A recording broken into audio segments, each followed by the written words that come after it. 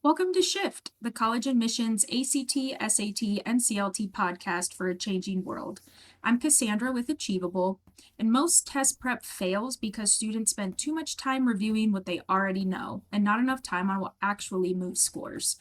Achievable takes a smarter approach to ACT, SAT, and CLT prep, helping students focus their time where it matters most at a fraction of the cost of traditional programs. You can start a free trial at achievable.me and use the code podcast for 10% off if you continue. Now, let's get started. Today we have Lewis Newman with us, and Lewis, I'll pass it to you to introduce yourself. Thanks, Cassandra. It's a pleasure to be here. I am a retired now faculty member. I spent my career teaching at Carleton College, which some of your listeners will know is a small liberal arts college in Minnesota. During the last part of my time there, I moved into the administration, where I was in the dean's office and oversaw the academic advising program of the college. And then in 2016, I had an opportunity to move to Stanford to run the academic advising office at Stanford, which I did from 2016 to 2022. And then, as I said, I retired. So that's my general background. Yeah, awesome. And perfect expert for what we're talking about today, which is preparing for college and specifically while still in high school and the different steps to take now so that you can best prepare yourself and really succeed. So, to start things off, I kind of want to talk about the value of college education and what it really means to maximize that and get the most out of your college experience. Can you walk through maybe some factors that play into that? Absolutely. I will say to start that I take a fairly holistic view of the value of college. That's for a number of reasons, but that's in contrast to what I think is probably a more prevalent view these days, which is a lot of students and their parents are thinking about ROI, right? Return on investment, largely in monetary terms. College is clearly extremely expensive. It has gotten more expensive, certainly over the course of my career, vastly more expensive. I won't tell you what I paid for my undergraduate education. It'll make all your listeners cry. But the point is that as the cost of college has gone up, people rightly expect that they will get some kind of return on that investment in terms of the kind of earning power that students have when they graduate. And that's perfectly reasonable. But that's to very much narrow the focus of a student's education, as if the only things that mattered were taking the courses that are going to prepare you for the career that's going to make you the most money, that's going to earn you back. I understand that impulse, but I also think that sells a student's education short. So, from my own experience as a faculty member and an administrator now for 40 years, basically, I would say that so many other things are happening during college that are incredibly important and meaningful. So, students in college are growing along all sorts of dimensions. They're growing not only intellectually and academically, learning about new subjects, tackling harder problems, learning how to study more effectively. All of those academic skills are certainly part of what they're doing, but they are also learning to navigate a new social environment, meeting new people, learning how to get along with people whose backgrounds may be quite different from theirs. And that too is a skill that they will use when they leave college, in the workplace, in their lives in general. And so I think that when students want to think about the value of a college education, yes, of course, you want a career, but you also want to have worked on some of those soft skills, as we might call them, that will actually also be very beneficial. Other examples include not just social skills, but time management and executive functioning skills. One of the challenges that I know many college students face is simply juggling all the various things that they're doing, their academic work, their social life, a job that they probably have, or at least part-time job that they have, extracurricular activities. All of these things are happening simultaneously, and figuring out how to manage your time is an incredibly important skill that will help students down the road in a lot of ways. And I think that's often an overlooked dimension of the college experience. I'll point out one last thing, actually, which is particularly important. There's a lot of work that has been done on how students develop a sense of purpose in life. And college is often the place where students grapple with that question: who am I? And what do I want to do? Not just in terms of a career, but really in terms of how I'm going to contribute to the world above and beyond whatever I get a paycheck for. And that is a very important dimension of what students are exploring during these years. So when a student leaves college with a sense of purpose, a sense of direction, a sense that they know what their own gifts are and they know how those gifts might be useful to people out in the world, that's a win. That's a major benefit of college. And I think when families focus too exclusively just on the dollars and cents part of this ROI, then I think they're selling those other pieces short. So I guess in a nutshell, if I put this in one sentence, I would say return on investment ought to be thought of in much, much broader terms than simply the amount of money that goes into the college experience and the amount of money that comes out on the other end when students finally get a job.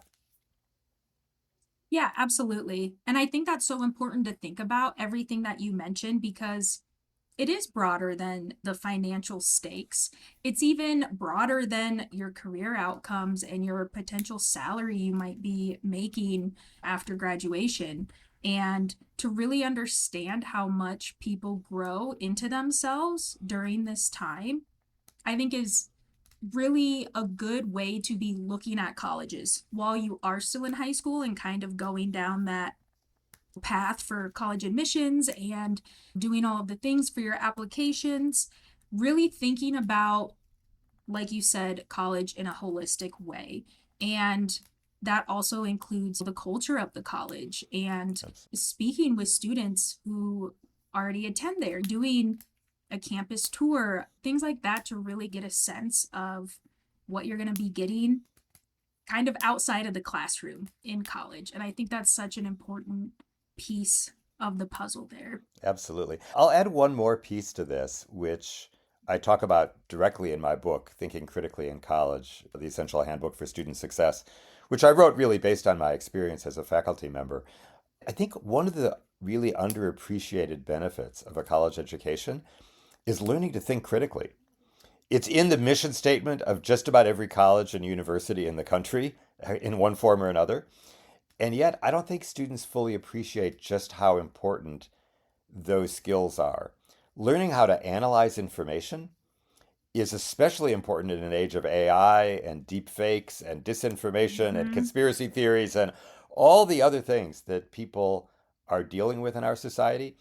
If you leave college with the ability to really think hard and critically about the information that you encounter every day through your social media feed and everywhere else, you will be prepared to make better decisions, to know whom to trust, to think differently, maybe even about who you vote for or what policies you approve of. It will change the way you think about the world around you every day. And those are skills that will stay with you forever. The job that you get right out of college actually is not likely to be the job you're going to stick with for very long. In many cases, students go through multiple jobs and even different careers over the course of their lives. But if they've learned how to think critically, actually, that's something that will not get, that's evergreen. That doesn't get stale. It's never outdated. It's an asset that keeps returning on your investment. So if you think about return on investment, like I would encourage students to think about like how are they going to learn how to think critically? And that's something that they can be thinking about even before they apply and thinking about how that's going to transfer from high school into college so that when they get to college, they're really prepared to do that kind of high level critical thinking, or at least appreciate that's what they're getting trained to do through their courses.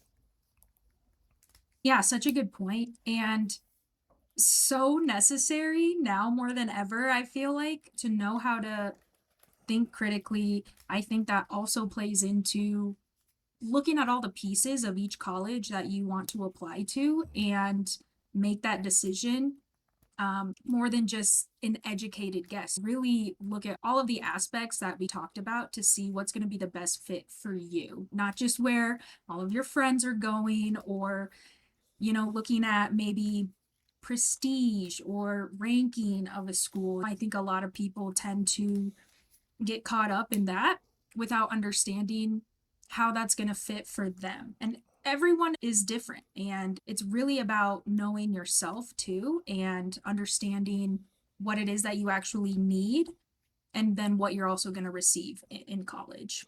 Absolutely. And I'll underscore that point in a very concrete way. It is very much about fit. I think a lot of students approach their college decision with the assumption that they should enroll in the most prestigious and most selective school that accepted them. That's got to be the Mhm. best. That's got to be the best choice, right? That just seems intuitive. And yet it's really not.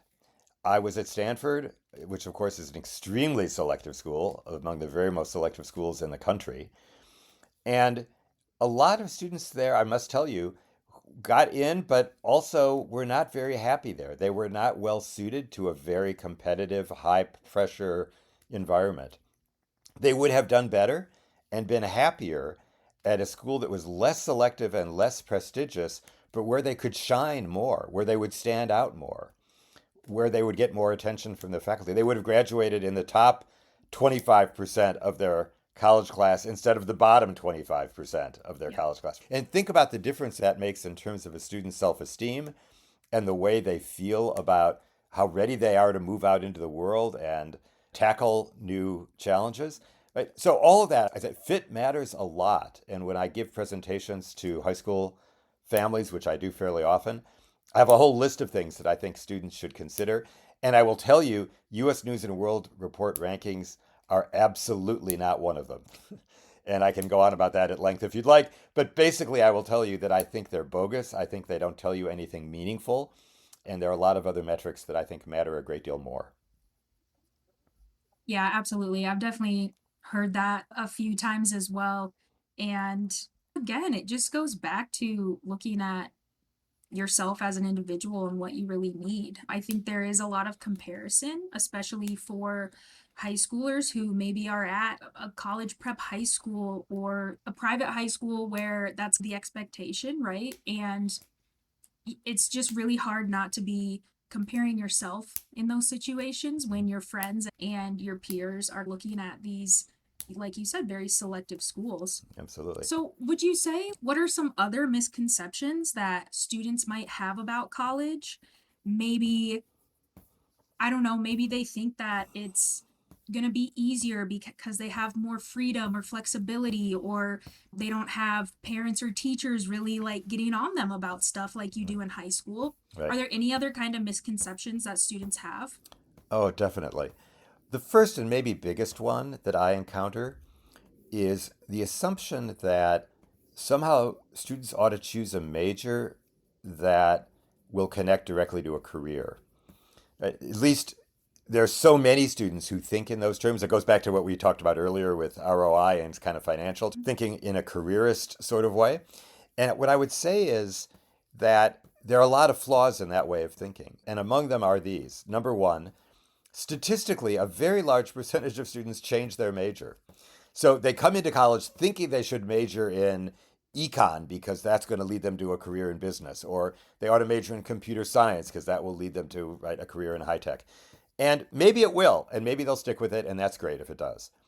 But they may well discover other interests that lead them in other directions along the way, and they start out in something and they move to something else. Or they think they're going to be a doctor, and so they decide they're going to major in biology, and then they hit biochem, which is the often real first rude awakening, and they discover, boy, getting C's in biochem is not likely to get me into the medical schools that I want. Maybe I better come up with a plan B. So I think the first flaw or the first misconception that students have is that they ought to be majoring in something that they think is going to lead them to the career that they think they want. I think you ought to instead be thinking about majoring in something that you feel really excited about because you're going to spend a lot of time studying that subject. And you want to be doing well enough in it that at the end of the day, your GPA will reflect your passion for that subject. And that is likely to take you further when you get out of school in terms of job opportunities. Somebody's going to look at your GPA and go, wow, you did really well. You majored in Renaissance literature, but wow, you did amazingly. Tell me about Renaissance. What was exciting about Renaissance literature, and why was that something that you think qualifies you for whatever job you're doing? And if a student can talk passionately about the skills that they learned, again, the critical thinking skills that they learned, the skills of working together in groups. All of these are skills that will serve them well. And so I think, again, looking beyond major equates to career is one very big one. The other one that I would mention, and this is on a different level entirely, but students assume that if they've done really well in high school, they are really set up for college. And as I like to say to students in those presentations that I referred to earlier, college is not high school on steroids. It is something else. And that's Mm-hmm. because the choices are so much more varied, because the competition is greater, because the demands are higher, because the pace is faster. There are so many ways in which college can be much more challenging. And so students expect that they're just going to glide through if they've done really well in high school. Maybe they will, and many times they don't. They hit roadblocks, stumbling blocks. They discover that what they thought they were good at is not something that they're actually either all that good at or all that interested in, and so on. So, all of that to say, a lot of things happen in the course of a student's career that can change their trajectory. And it's important to go in expecting that as opposed to going in expecting it's just going to be clear sailing. And I think especially for the students around this time of year, when they've just received their acceptance letters from schools in many cases, and they're excited and they're ready to roll, they think that getting into their dream school is like they are set, they are ready to go. And they might be, and then again, they might hit some real snags that they're unprepared for. And if they're expecting the road to be a little rockier, they will be ready for that and they'll be better prepared to overcome those setbacks.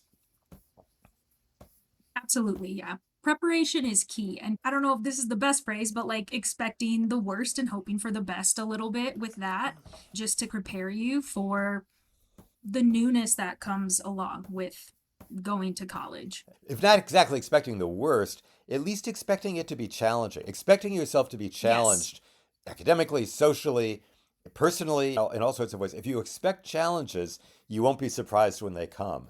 And that's, I think, a real key to success. Yeah, definitely. I wanted to dig in a little bit to what you said about choosing a major and just for students who aren't really sure, like they don't really know what direction they want to go or what is going to be their biggest interest at that time, which is definitely something that you can start working on in high school and really putting feelers out there, getting involved in extracurriculars, getting involved in clubs and things like that. But what would you say for students who maybe are at the point where, they get to college and then they're like, I'm undecided and I don't know what to do? Like, how long should you wait before just making a choice and sticking with it? That's a very personal question. And in the sense that I think it's going to be different for different students and it's hard to Hmm. generalize. What I would say, though, is that I've said this to many students over the years.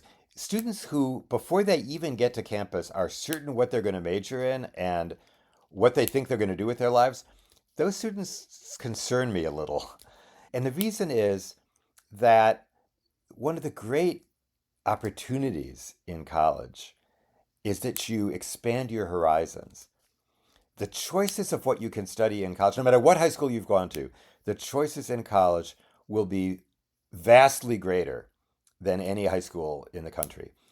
And Hmm. you have the opportunity to be exposed. I always like to use examples like linguistics or anthropology or any number of subjects that are not likely to be taught in any high school. But there they are in college. How can a student even know that they're not interested in those things, having never experienced them? Right? Now, yes, you could be a real hardcore science person and know that you're going to major in something like physics or chemistry or biology or something. Great, that's fine. But then at the same time, open yourself up to other opportunities and move outside your comfort zone because you might just discover, as many students do, that something they were never exposed to turns out to be something they're fascinated by and really changes the trajectory of their life. I know this in part because I taught in a religion department at Carleton, And almost nobody starts college thinking they're going to major in religion unless maybe they have plans to go into the ministry or something. Those students, by the way, discover that studying religion in college is not at all like being a minister and not necessarily good preparation for ministry. But in the meantime, students who took classes in religion often discovered that it was so different from Sunday school or any other kind of religious instruction they had that it was refreshing. And they discovered that religion and the study of religion was far more interesting than they ever imagined. And then they took more courses, and some of them even ended up majoring in it. And then they went off and did whatever else they did in life. So, all of that to say, I think that students ought to approach their college very much with a mindset of being undecided at first.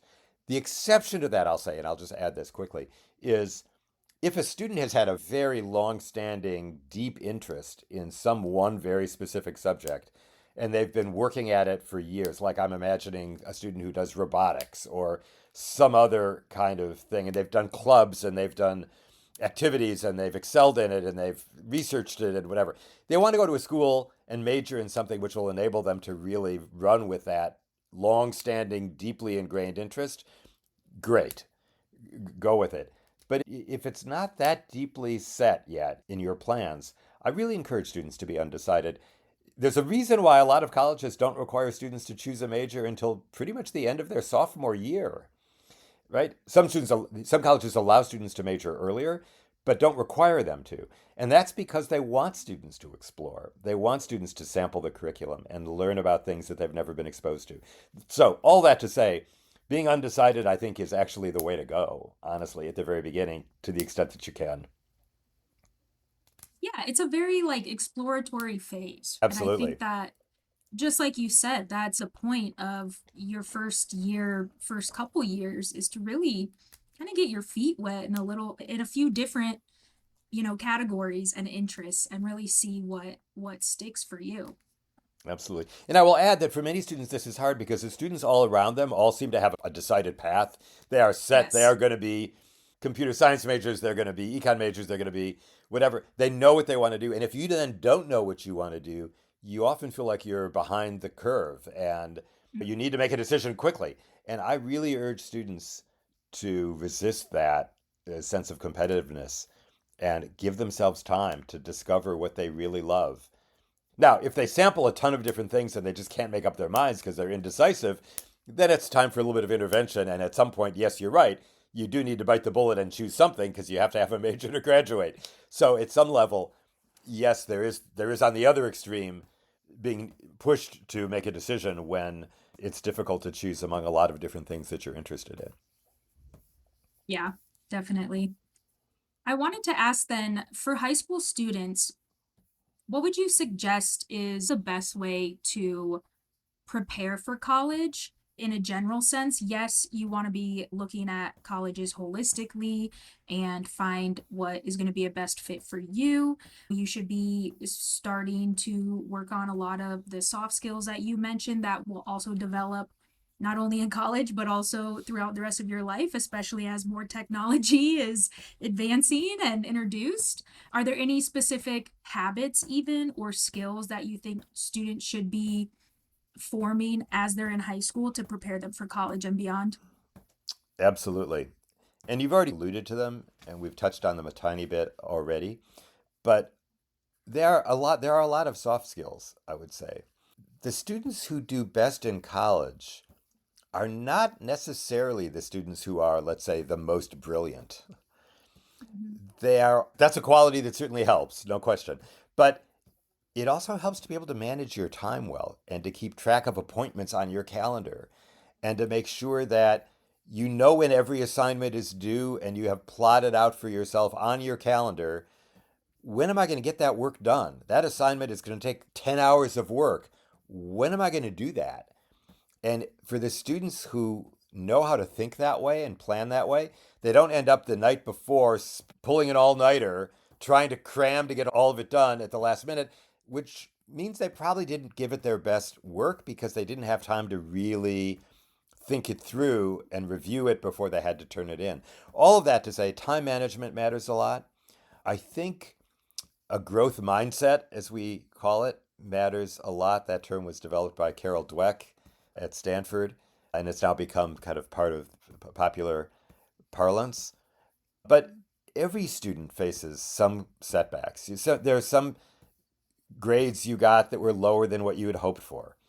And when that happens, you can either berate yourself and start in this sort of downward spiral of I'm not good enough and all these other kids are doing better than I am and what's wrong with me and how did I get into this school and I don't belong here and on, which happens to a fair number of students when they're struggling academically.